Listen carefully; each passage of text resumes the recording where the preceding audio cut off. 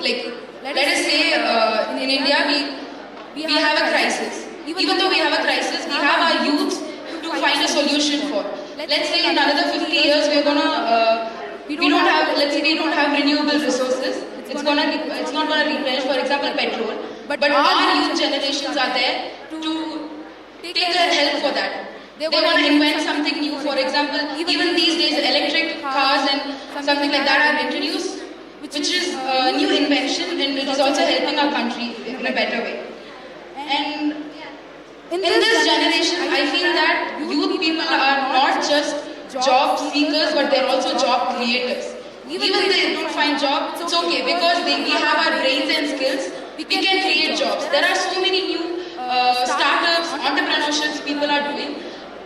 Entrepreneurs are not stereotypically old people, they are young people. Even there are so many people in the age of 20, 21, 22 who are opening a startup companies.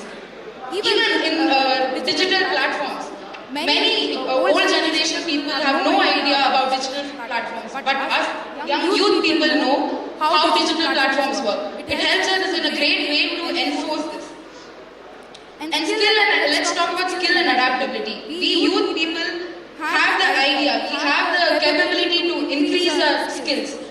We can adapt to any forms of problems, but I don't think many other old age people can adapt to it, and I think it is a great advantage for us. Even though we are in a crisis, I think our youth people are going to help us get out of the crisis. Even when we talk about politics and stuff, in India, it's a country which is full of corruption. Let's not get into politics though, but I think the current generation people are well educated to understand the crisis of our country and help us solve those. Thank you.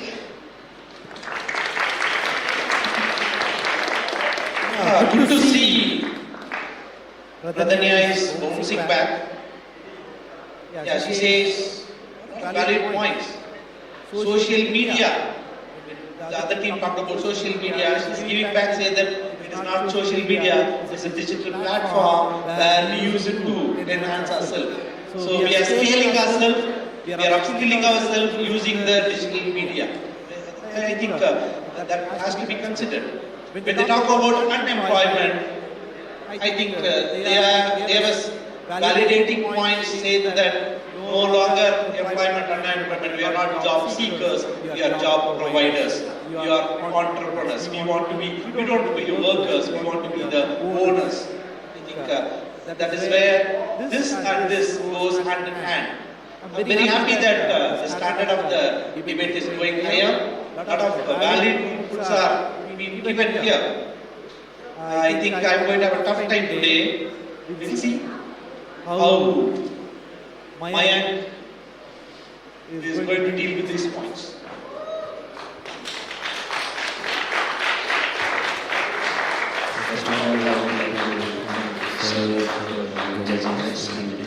I am Mike Jishal from 2nd B Pharmacy here to talk about the topic of job youth crisis.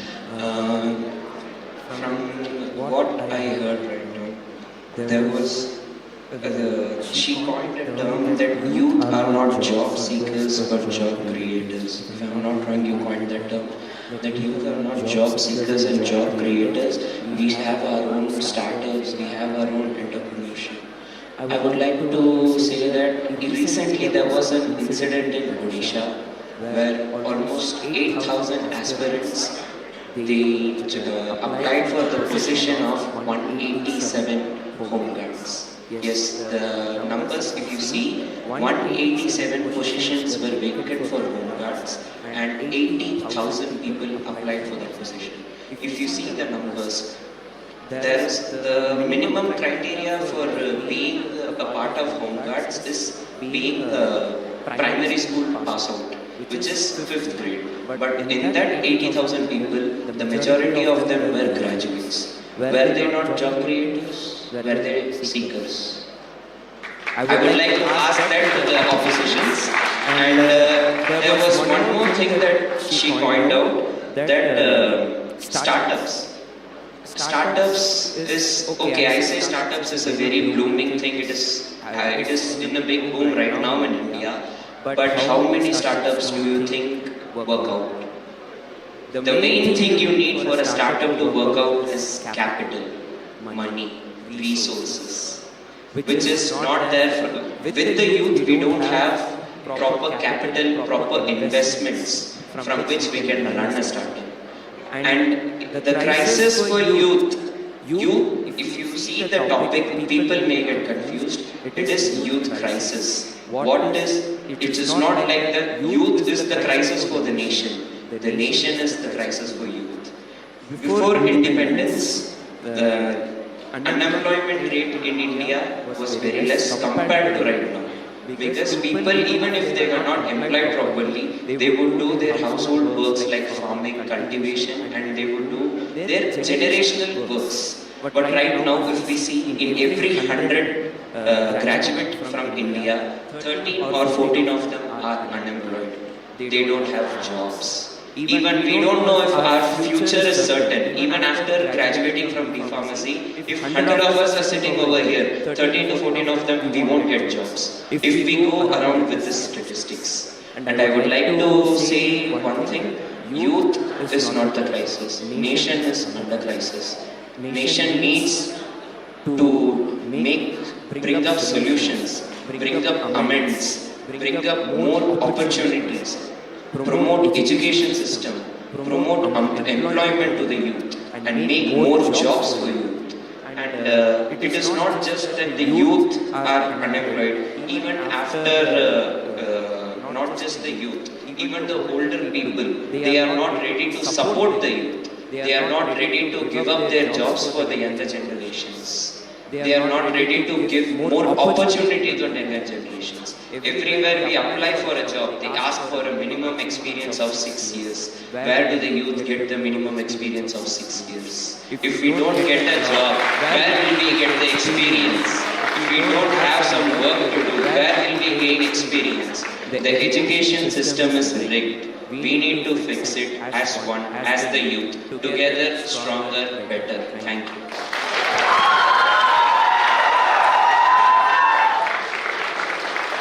Highly pragmatic and practical approach with a lot of statistics. Yeah, I do agree with you, but there's a little difference. You said, imagine 100 final year B.Pharms are applying for the job.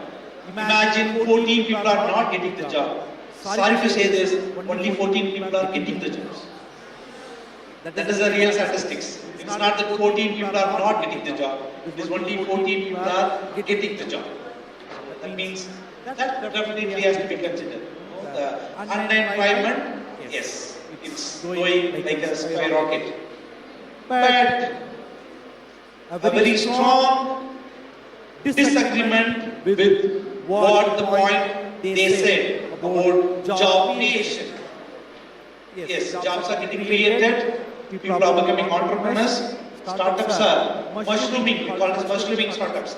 Just comes up and after a year it dies. So, where is the power for capital? Where is the power for investment? Where are the resources? Lot of things. The questions are asked, right? And I really like the point. The youth is not in the crisis, the nation is in the crisis for youth. I think that has to be considered. And strongly put forward the closing remarks say that elders are not giving way for the youth.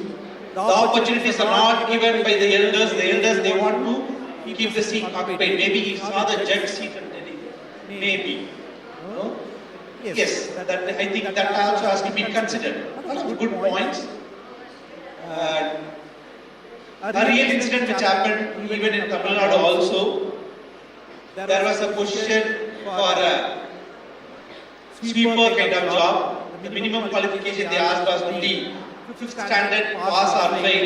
Even a MBA graduates were standing in the queue of the thinking. So that is the real fate of nation today. Very highly practical approach.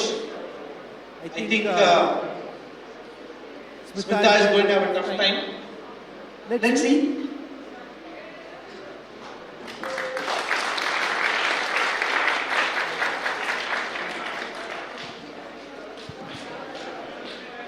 Check. Good afternoon, everybody. I'm Smita here, speaking for the topic. The power of youth is the common wealth for the entire world. No segment of the society can match the power, idealism, enthusiasm, and courage of youth by words of Kailash Satyadri. In a country like India, 65% of the population below 35 years, the youth stands as a backbone, while other countries like Germany, Japan, they are facing aging population. So, and another thing my worthy opponent asked for how many of the startups actually work. Let me give you statistics for that. India is the third largest startup economy. It has a startup ecosystem that ranks third in the entire world. Unicorn companies, Paytm, Ola, Flipkart, Zomato are all scaled by young entrepreneurs, and we stand third in the entire world. That explains how much of India's ecosystem of the startups is actually working. Youth, I would like to add on to my teammate Pradhanya's words. Youth today focus on creating new job opportunities than seeking one. Youth contribute to 35% of India's gross national income. Mind not GDP, but gross national income. Platforms like social media amplify youth voices, while the old India decided to shut down victims of rape, abuse, embarrassment, everything. Young India decides to bring justice to streets, and every reel you scroll on Instagram, in social media, brings justice right in front of you. A generation that grew up online is now organizing on the streets. The Arjikar College case, Faridabad gang rape, and many more serves as living examples of what India's youth can actually do. And to answer my worthy opponent, awareness around mental health, the fact that she actually spoke about mental health on this stage itself is the success of my topic, sir. Do you think millennials really care about depression? Do you think our older generation spoke about depression, anxiety the way we do? The fact that she was able to bring this on stage, make anxiety a worthy topic to be discussed itself is the success of my topic.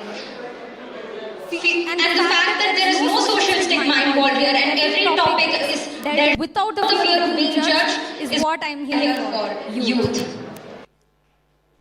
India is rapidly changing, and we need a population that actually changes with the pace it is going. And we know exactly who can do that. Youth. Yes, unemployment is a challenge, but the right question is what we are doing about it. India has a large recent skilling and MSME pushes that means that exactly this.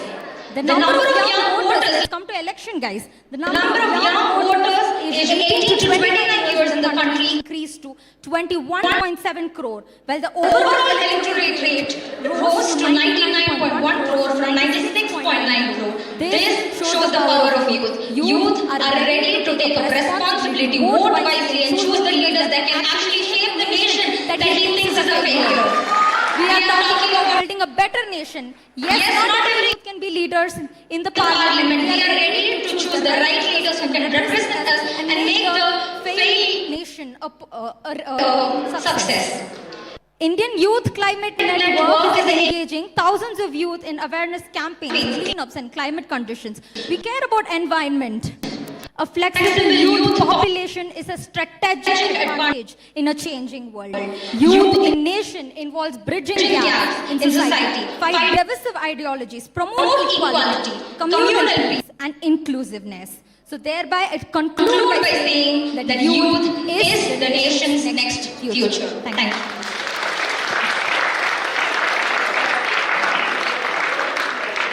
The points are put forward highly confident way. Highly confidently she spoke about the power of youth in India. Lot of statistics again. Third largest startups in India. I think that has to be considered. And a lot of unicorn companies. She named. Another thing we need to notice is, in the world, the top CEOs are, maybe they are not in India, but born Indians, Indian origin. So that means there are a lot of resources in this country, and people are there, especially youth are there. When the other team spoke about the mental health, depression, she came back in a very nice way, Speaking about mental health on the stage itself is evident that youths are not under crisis. I think that has to be considered. He spoke about a lot of things about responsibility, how much the youth contributes to the not GDP, the GNE. All these lot of valid points are there. Now I am curious to listen from Selva. Good afternoon to everyone listening. Against the topic. Indian youth. India has the biggest youth population, but they face biggest problems like unemployment and underemployment. Like 14 out of 100 young people in India face unemployment, which is 28 million people who are unemployed. What all leads to this unemployment? Failure in education system, peer pressure, and the education system is focused on marks, ranks, and limited emphasis on skills. What are the importance given to skills? Nothing. And creativity and critical thinking has no worth in India. And competitive exams like UPSC, SSC, and banking, NEET, JEE, they all create uncertainty and pressure among young people. Like out of 10, out of 7 people in the NEET coaching centers fail. Top 14 people who gets above AIR 14 gets ranks in AIMS and other top institutes. Other needs to pay 2-3 crores for education. This all leads to mental health issues, rising anxiety, depression, burnout, and loneliness. And Indian youth face a particular problem called FOMO, fear of missing out. This is getting raised in Indian youth. These leads to substance abuse like meth, LSD, and ganja. To escape stress and to escape peer pressure. What does Indian government do to stop these? Nothing. We have only 4 acts to increase the employment in India. Which means 14 out of 100 people will get unemployed, only 4 out of them will get a chance to get employed. And as I said, we are the 3rd biggest startups in the whole world. See, for example, Paytm failed, Byju's failed. What are the uses of these unicorns? To get started and get failed, where is Paytm? So, youth is the 3rd pillar of the nation. Progress over youth is the improvement in India. If you ignore them, the investment. Thank you.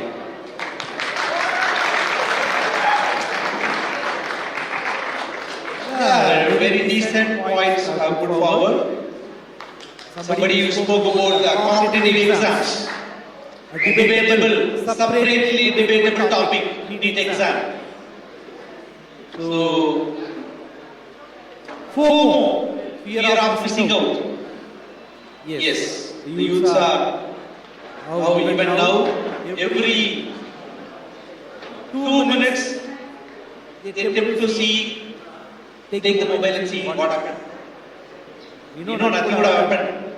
But FOMO, fear of missing out. We should miss out on a small thing. That is what is in youth's mind nowadays. It was highly forward. And another reason for youth under crisis is not only unemployment, peer pressure. Look at the neighbor, look at your own classmate, look at your friend, look at your hostling mate. batchmate, what they've done and what are you doing. That peer Peer pressure is always there. Those kind of very minute details are put forward for Selva, congratulations. We'll see how Sandeep is handling this. While the world is aging, India has just started. I repeat, while the world is aging, India has just started. Good afternoon to everyone. I am Sandeep Charan. So I am going to speak about for the youth dividend. at 75 years of independence, India stands at a rare democratic moment in history. According to the UN Population Division and Government of India Democratic Projection, 2/3 of India's population has a working potential and a working age. I repeat, 2/3 part of the Indian population. India's median age is about 28 years, whereas other countries like Japan has 39, China has 44, Europe has 49. This makes the India the youngest country and the youngest people to hold the country as India. 1.04 million working age population are expected by 2030. I won't believe in optimism. This is a data with the statistical data. According to Earnest and Young Democratic Project, this will be the highest working age population ever recorded by a single country. This is going to be a record for India. There's massive workforce availability, higher capability, And higher production is going to be there. India is currently, thus, demographic Dividend window is expected to be still 2040-45. This window hit South Korea, Japan, China, and this window is now for India. As per National Statistical Office, India literacy rate is above 80. So I would like to say this generation is the 75 Republic Day. India's youngest generation are educated and the literacy rate have increased. Higher education enrollment has more 2 to 5 times since independence.